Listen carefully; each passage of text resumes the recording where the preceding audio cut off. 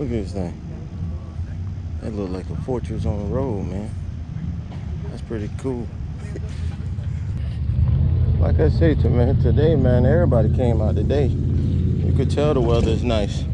It's a bunch of people. Just wish I'd have got here early. I don't know if I said that several times now, but just wish I'd have got here earlier.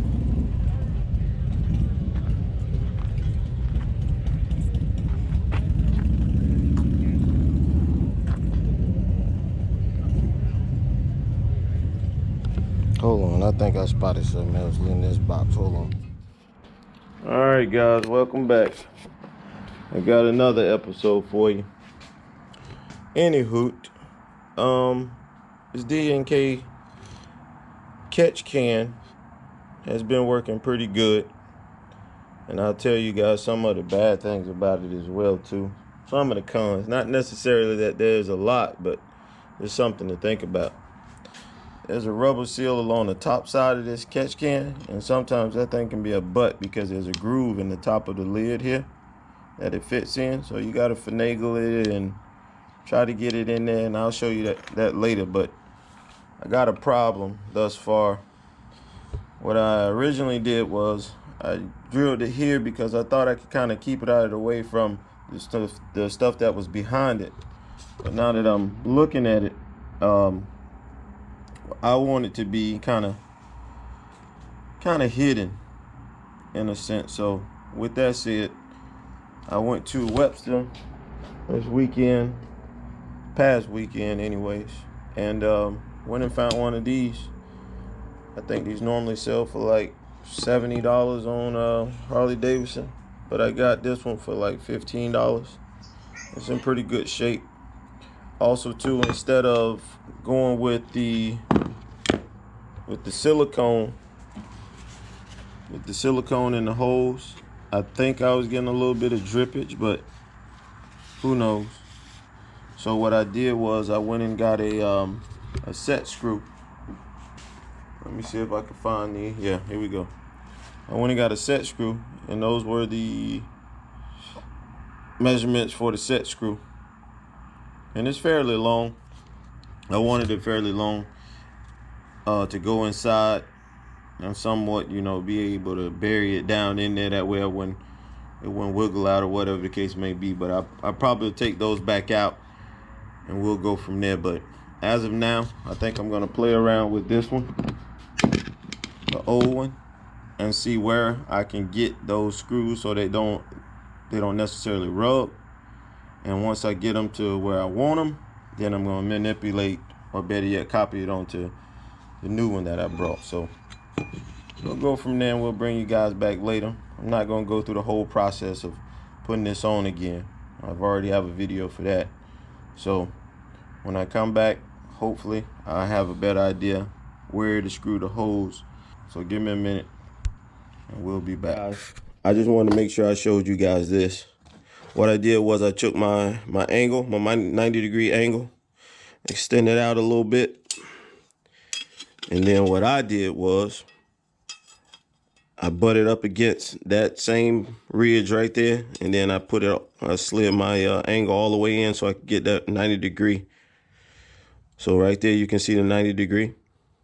And that'll get you your line for that. And then once I got that one, this right here are the holes that allow your oil or your overflow to come through the front of it and drip back into the air cleaner. So what I did was I took my straight edge and I put it right on this edge and that edge. And then I come across and I make my 90-degree point so I can drill my hole. And what that gave me was, it was pretty good. I had a hole here, and on the right side, like I'll say in the video a little later, the right side had more than enough clearance, and it was basically secluded behind the curvature of the air cleaner. And the one on the left with the plastic piece that's behind it, I had at least maybe a quarter of an inch, which gave me more than enough room to not necessarily interfere with the back piece. So I just wanted to make sure I tell you guys that I screwed up on this one, which was the original one, but I'm not necessarily worried about it because once I did that, I realized that, you know, the way that it's been drilled was pretty good. So if you're having any questions or you're at a woe as to how to drill them, just remember, come across from here to here with your straight edge, make your mark, and then go from this ridge across, and that'll give you that intersection point where you could drill it and you won't have any interference, especially if you have this air cleaner. I don't know what the newer bikes look like, but for those people that have the V-Twin and the Cam 103, whatever the case may be, there you go. That's a solution for you. And hopefully this will help you out in drilling the holes. All right, let's move on. Well, I got the holes drilled. That side and that side.